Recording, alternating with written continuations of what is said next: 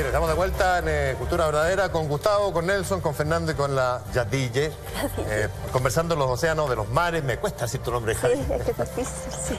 Está bien.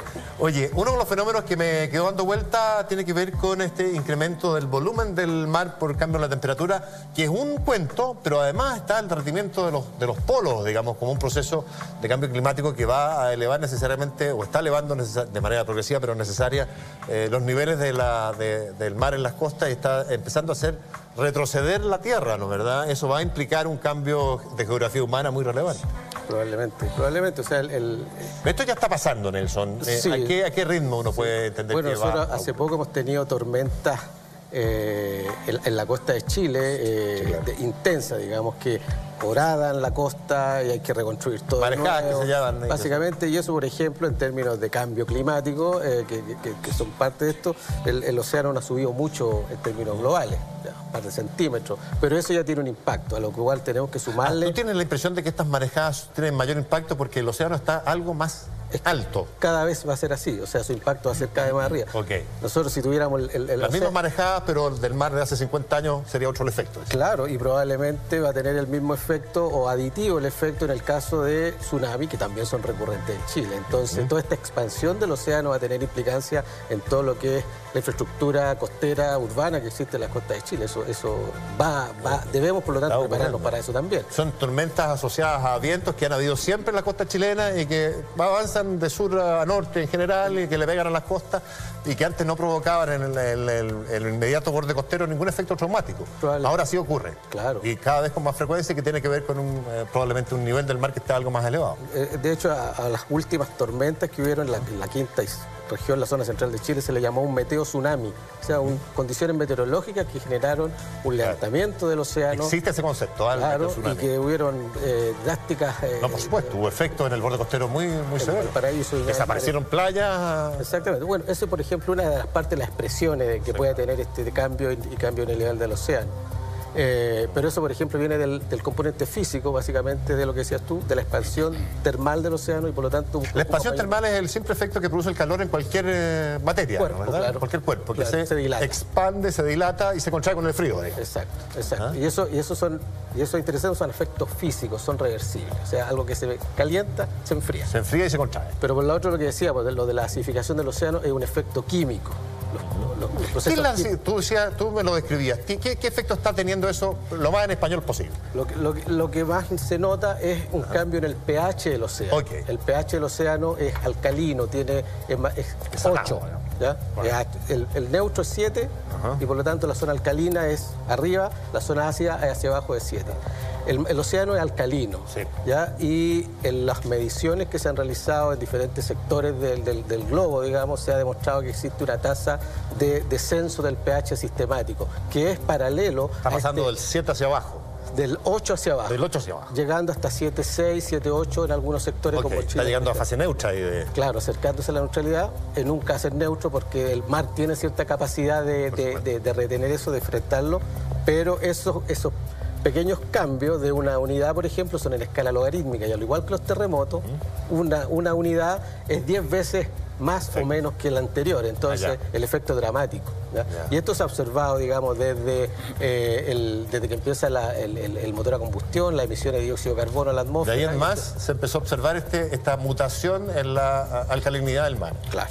Como un efecto progresivo, hasta ahora acotado, pero progresivo. ¿Y cómo se observa en los organismos? Por ejemplo, los corales tienden a disolverse en aguas más ácidas. Y todos los organismos que producen esqueletos de carbonato o conchas marinas... Son ecosistemas que empiezan a desaparecer, entonces. Exactamente. Y estos son muy vulnerables, muy frágiles a ese tipo de variaciones. Y lo más importante es que son irreversibles, porque son cambios químicos. No va a restaurarse. A volver a alcalinizar el mar, el océano o los océanos es una Entonces, eso es preocupante porque dado ya las emisiones de dióxido de carbono que ya existen en la atmósfera, se proyecta cierto nivel de acidificación que podría ser dramático en varias costas, para ciertos organismos. Correcto. Y eso nosotros hemos estudiado, por ejemplo, en el caso del loco, los choritos, el ostión, el impacto que pueda tener, y en general es negativo. O sea, vamos a ir de más a cada vez menos en especies sensibles a este desequilibrio, a esta acidificación. Hay algunas que pueden ser menos sensibles, me imagino los grandes cetáceos, pero también son parte de la cadena alimentaria que podrían afectarse los plancton, no tengo idea, ¿no? Exacto. O sea, es un cambio que podría afectar al ecosistema completo, no solamente a un grupo en particular. ¿Tú lo lees así también, Fernando? Sí, como sí, proceso. claro. Siempre hay unas que se benefician, otras que no se van adaptando, ¿no es cierto? Y van evolucionando en diferentes formas. Está bien, pero la acidificación que vaya afectando progresivamente, en tanto se vaya acentuando a toda la cadena alimentaria, desde el más chico al más grande. Exactamente. En el mar, esto puede provocar un cambio. Sí, claro, total, de la cadena, digamos, la cadena trófica, claro. ¿Cómo lo leen ustedes, la acidificación como fenómeno, Jadille? Bueno, es un fenómeno también que es económico, porque mucha gente que vive del turismo, de los arrecifes de coral, no van a contar más con esa... porque además que es un atractivo turístico, claro. Atractivo turístico y además que lleva una multidiversidad de especies que están asociadas a los corales. Es decir, hay una pérdida de cada uno de estos sistemas, pensando que en el mar también es el gran proveedor de oxígeno de la Tierra. Si se acidifica, a lo mejor ya no son las algas verdes las que están que nos dan oxígeno, sino que son otras las algas y que disminuyen el oxígeno. Un efecto negativo ahí también. Y puede haber un efecto de contaminación global y a pesar de que Trump dice que no, puede pasar algo bien grave. Un invento de los... Sí. Bueno, es extraño, chinos, pero el otro día estuve en un seminario con una noruega. Y ella decía que el cambio climático no era tan importante, viéndolo desde el otro lado del continente, los europeos sienten que no... Bueno, la duda siempre será si son ciclos climáticos que tienden a ser más bien normales en la evolución del planeta o hay un cambio acelerado, distinto, por razones diferentes hoy día, que no es parte de un simple ciclo, vale decir que no se va a retrotraer por sí solo, digamos. Yo no sé cuál es la mirada que tienen ustedes, pero me imagino que no tiene tanta cara de ciclo nomás, Nelson, lo que está pasando. No, para nada, o sea... hay una diferencia. Nosotros, o en general también se tiende a confundir lo que nosotros interpretamos como las fluctuaciones del tiempo, esta variabilidad de día a día o semana con el clima. El clima son fluctuaciones de más largo plazo y, como dices tú, siempre han existido, han aumentado y han bajado las temperaturas del planeta. Hay microglaciaciones, glaciaciones, claro. En fin, enfriamiento y calentamiento. Pero el cambio climático, como lo entendemos hoy día, el cambio climático antropogénico incluye desde las invasiones biológicas, desde los problemas de contaminación, desde la deforestación, la pesquería, por ejemplo, la extracción pesquera, todos esos son componentes de cambio del ecosistema. Lo que pasa es que los cambios climáticos grandes que ha habido en la historia de este planeta han sido en millones de años. En millones de años. Además, por lo tanto, la tasa de cambio parece ser que la tasa es mucho más acelerada. Es mucho más dramática y nunca se ha observado ese tipo de cambio a estas tasas, las que estamos observando hoy día en este último siglo, por ejemplo. Y cómo nos adaptamos a esos cambios tan feroces es más difícil. ¿Y cómo le está pegando esto a la industria del turismo, Jadille? Tú participas también de esa esfera. Lo que pasa es que en la esfera del turismo hay que estamos todos, que es desde los factores de la ONU y de la Unión Europea, es el turismo sustentable. Es decir, usar lo más posible que no generar ningún cambio en el ecosistema, ser súper cuidadosos con nuestros residuos, es decir, cero huella, que casi no impactemos. Pero es muy difícil, porque somos muchos humanos en este planeta como para no impactar. Solamente el pasar por una huella, dice 7.000 personas para poder ver el desove de una tortuga hace...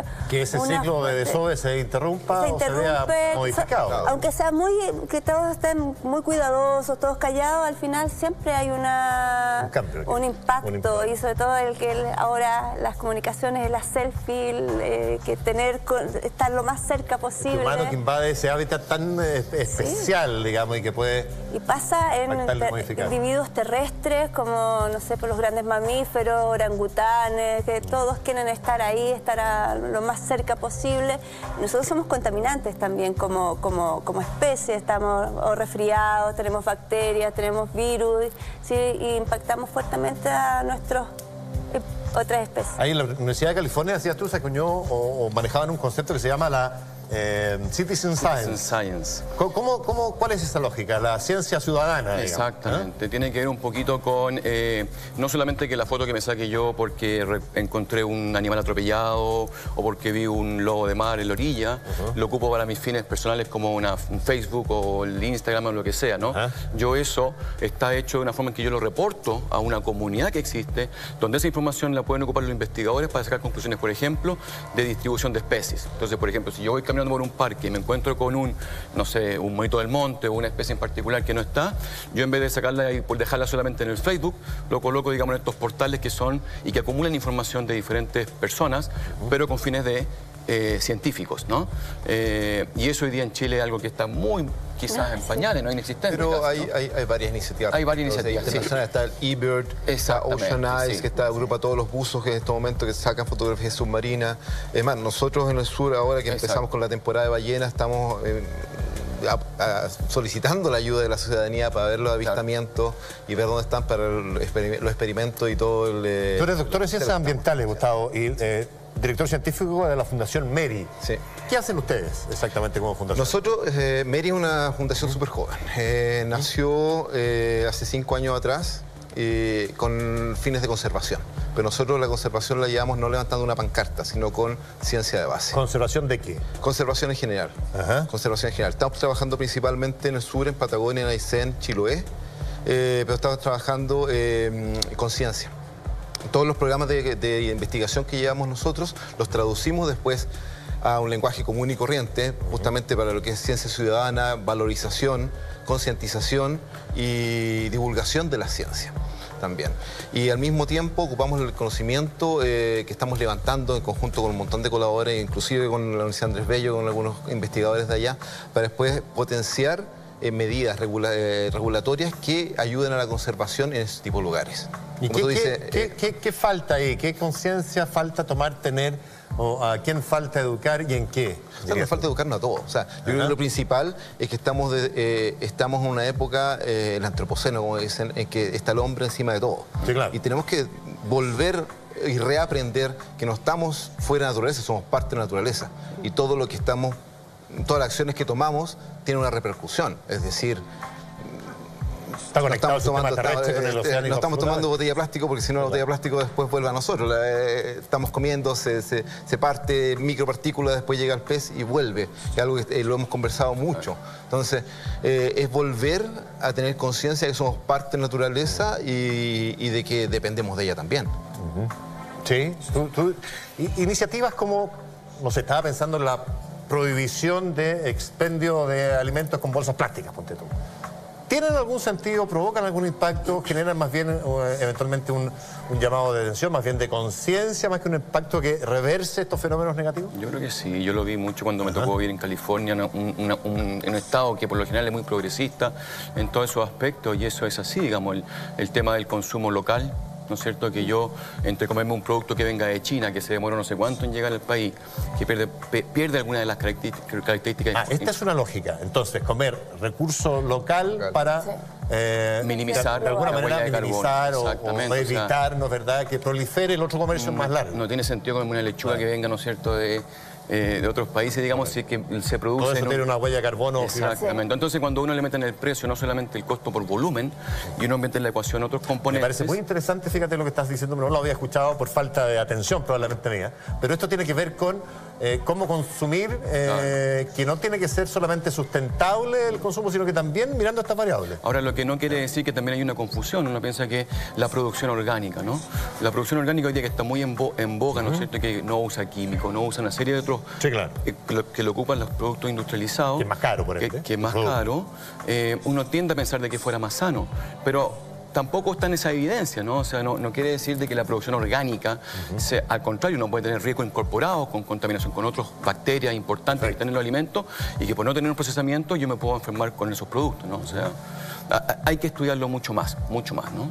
¿Cómo ves tú, Nelson, lo que está haciendo la acción del hombre en términos de conciencia de intentar revertir esto que está pasando? Yo creo que hay señales claras y hay cierto compromiso en las nuevas generaciones, un poco más, un poco menos, o sea, pero se necesita un liderazgo fuerte y empujar eso con mayor intensidad, o sea, Esta señal de la bolsa te parece interesante. Sí, por supuesto, y eso ayuda. Que va en la dirección correcta y tiene un sentido. Sí, por supuesto, pero hay que involucrarse con la gente porque la gente van a ser los motores de cambio para este tipo de soluciones que existen. Nosotros como país nos hemos comprometido en el Acuerdo de París, por ejemplo, al 2030 a reducir varios aspectos de nuestras emisiones y nuestros procesos de consumo. Vamos rápido en esa línea, ¿eh? Porque hay cierto ánimo en la gente de hacerlo. Claro, se instaló como algo políticamente correcto, deseable, de manera de generar a través de ello una suerte de convicción social que yo veo que se va generando de manera progresiva. Por lo tanto, ahí tenemos un socio estratégico que es la gente, que hay que motivarla y que se tome, digamos, más, se empodere en esa idea de poder. Pero siguen habiendo conductas irresponsables, dirías tú. Por supuesto. Y eso es lo humano que somos. ¿Cuál es la que menos te gusta? ¿Qué es lo que...? Bueno, puede ser personal, pero yo veo que hay demasiado conservadurismo en el medio y eso lleva a ideas añejas en contra del desarrollo, que no es así. Por ejemplo. Esta rivalidad entre desarrollo y medio ambiente es un concepto que ya quedó atrás. Completamente, digamos. Es una rivalidad absurda. Hay herramientas desde la ciencia y la tecnología para revertir este tipo de situaciones, además desde las ciencias sociales, o sea, se han caracterizado las percepciones en torno a diferentes problemas que existen en la sociedad y la sociedad tiene cierto ánimo, cierta preocupación por enfrentarla. Por lo tanto, son nuestros líderes políticos los que puedan tener mayor influencia, los que tienen que guiar en ese sentido. Pero ahí es donde se pierde aparentemente mucho los esfuerzos que podrían estar en manos de los ciudadanos. Sí, tienes razón. Yo tengo la sensación que la clase política en Chile hay 2 o 3 voces aisladas que no representan una masa crítica muy relevante y lo que ha hecho ha sido, o lo que se ha hecho ha sido desde la ciudadanía hacia el mundo político. Claro. Como una manera de presionar, ha sido al revés de lo que debiera haber sido. Y en lugar de ser aliados, digamos, como motor de cambio, y eso no ha ocurrido en este caso. Es increíble. Vámonos a corte, el último de hoy, y regresamos ya con la parte final de Cultura Verdadera de este domingo. Quédese.